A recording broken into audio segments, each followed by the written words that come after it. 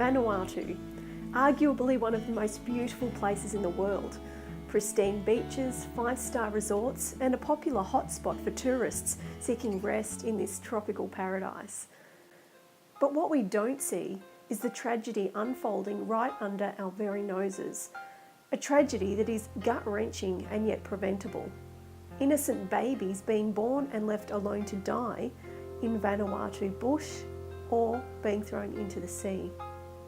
Katie Snyder, a missionary from New Zealand, miraculously stumbled across the tragedy during a recent flight to Vanuatu on her way to serve in the local villages.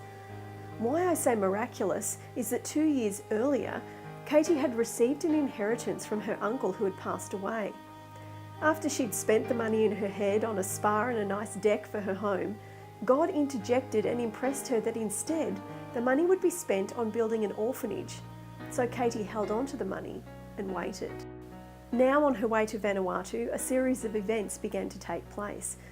Firstly, the flight to her destination was cancelled and she was changed to a different flight on a much smaller plane.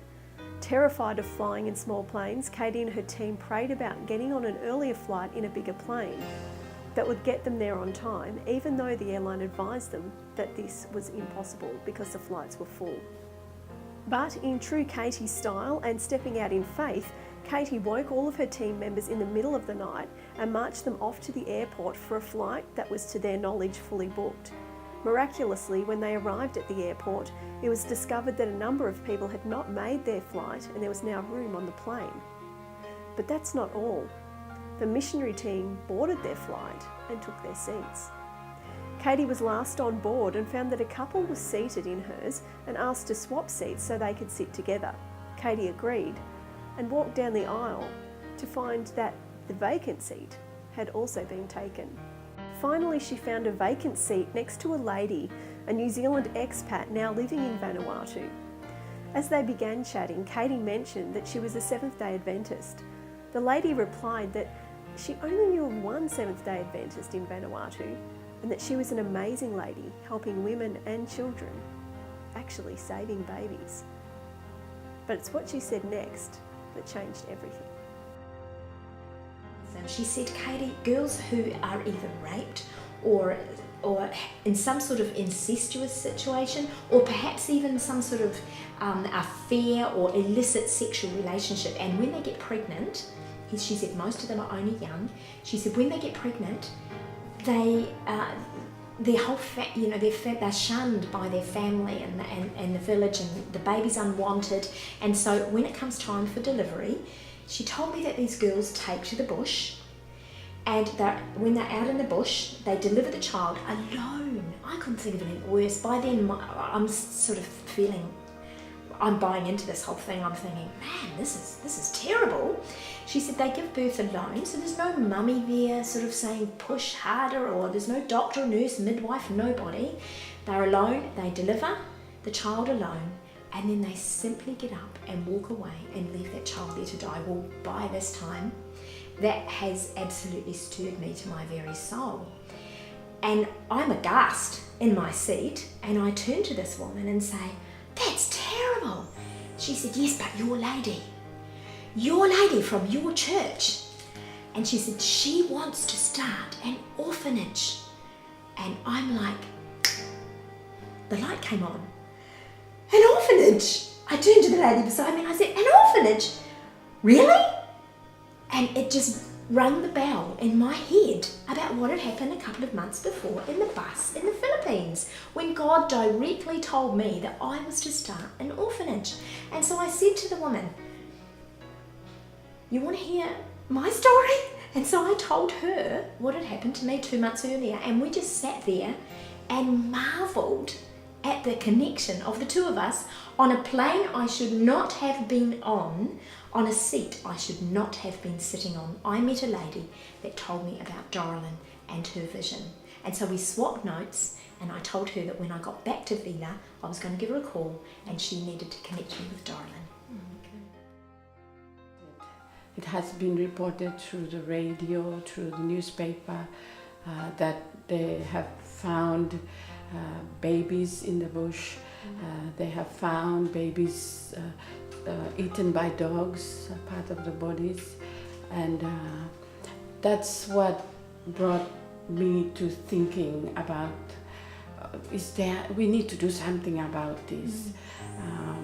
After more than one occasion of what has happened, I started to think that we can't go on like this.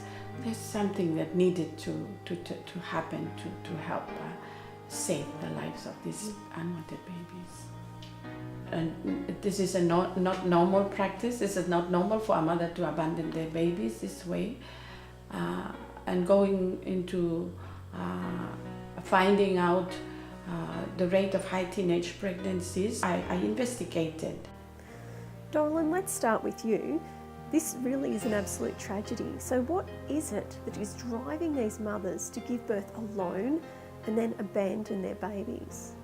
Most cases would be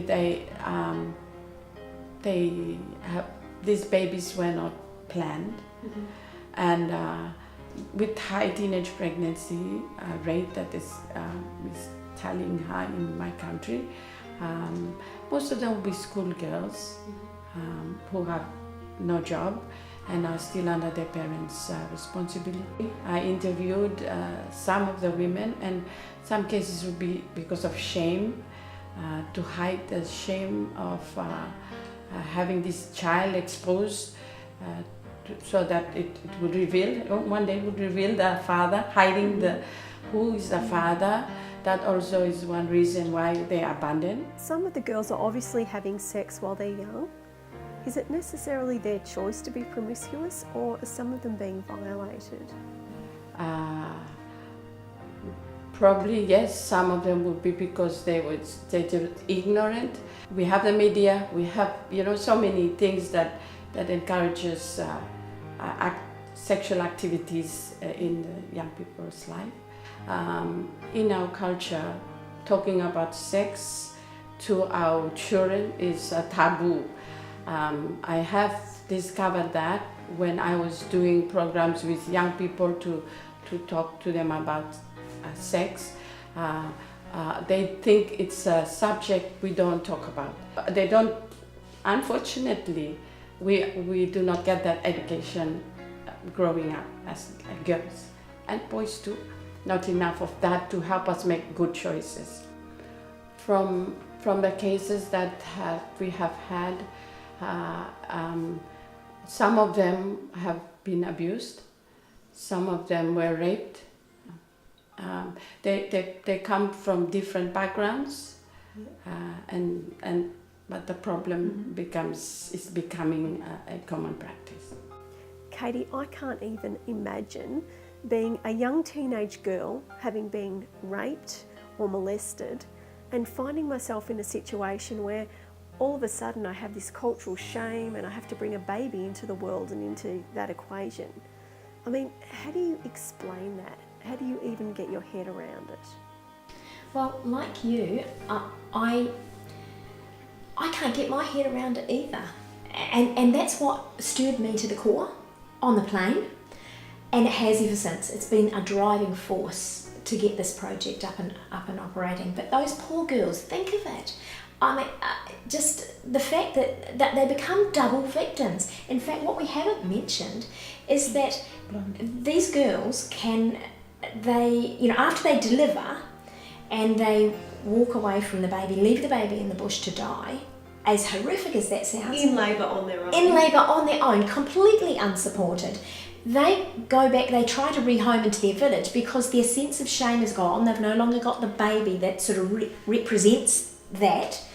But a lot of them get sick. They come down with infections, or otherwise they might hemorrhage or something like that, or they just get discovered.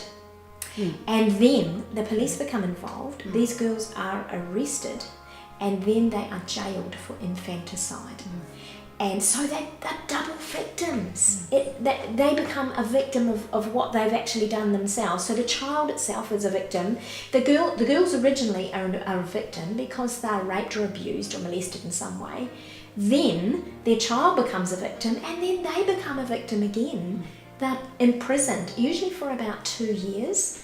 these girls go to prison and then they rehome back in their villages and communities. So it's a tragic situation. And then they've got that continual, Yeah. sort of mention that they've got to live with that for the rest of their life. Yeah, okay. So I mean, we can think of all those things, but for them, it would be a serious torture in their own mind. They have to live with what they've done for the rest of their lives. That's not going to be something simple for them to, you know, they would never escape from that. So for these girls, this centre is an absolute must. It's a total, it's something they absolutely have to have. Doralyn, God gave you a big dream for these girls. What was that dream? To have a refuge center, to have a place where we could save those unwanted babies and help them give second chance to life for the unwanted babies, and help the mothers also to recover, have healing, and go back and do better in future. This is not an orphanage in a traditional sense of the word, where we like taking the babies away and giving them to other people. We'd like the mother and the baby to come to this place of refuge, is really what it is. And we'd like the mother and the baby to be there to be, she will be educated, she will be given industry, she will learn to look after her own baby until it's safe to go back to their own village and have a second chance at life, really. But in cases where that's impossible for the mother to, you know, continue to look after her own child, then we will help to rehome that little one, find a safe place for that one to go as well. Exactly. That was the purpose, to not only save lives, but to help those women to be able to go back into the community. Just at that critical moment when they are vulnerable, there is a place to go to. And then after they recover and they can be independently supporting themselves through skills and you know, other trainings we can give in the center, they can go and look after their kids, because basically the real reason why they cannot keep those babies is because they can't afford to look after. And so if they can look after those kids, they can go back. Yes. Okay, so fast forward to 2016. You've registered a charitable trust within Vanuatu for Haven, which means? Well, that means that there's a recognised body that is going to run this little institution and make sure before the Vanuatu government that it's done properly. We will have to report every year on what we have done to allow us to continue. Because at the moment there is no building, and Doralyn, you're having to care for some of these babies yourself, is that right? Well, there's been two, hasn't there, Doralyn? Yes, like just to support what Katie is saying, this year within 5 months about, we've been able to save 2 and support 2 with help we can give. But the latest baby is just two weeks old now, and talking to the mother of the baby, and I asked her if how soon do you want help, and she just want us to look after the child as soon as possible. She just can't see herself looking after the child, and I asked her if there was a place right now, would you allow me to come and bring the child into the refuge center? And she said, definitely, definitely. I really need your help. And Doralyn, out of her own meagre resources and wages, has actually been supporting one of these babies with clothing, and also paying for formula for the child. So, and that little boy's 5 months old now, isn't he? Yeah. Yeah. And on the back of that, she ends up with another one. So these stories are just driving us into like, come on, you know, we've got to do something. We will definitely need all the help we can get. I think it is very critical. It has become a serious need. Yes. And to us, any baby whose life is lost is one too many. Yes. So we have a sense of extreme urgency about this, and we just can't drop it. Yeah. It's extreme urgency. We're like, come on, we've just got to do this. A piece of land is great. That's that piece. That's already been sorted. But we have to move on, and we have to move on until we can open a door and let those girls come in with their babies and save a life.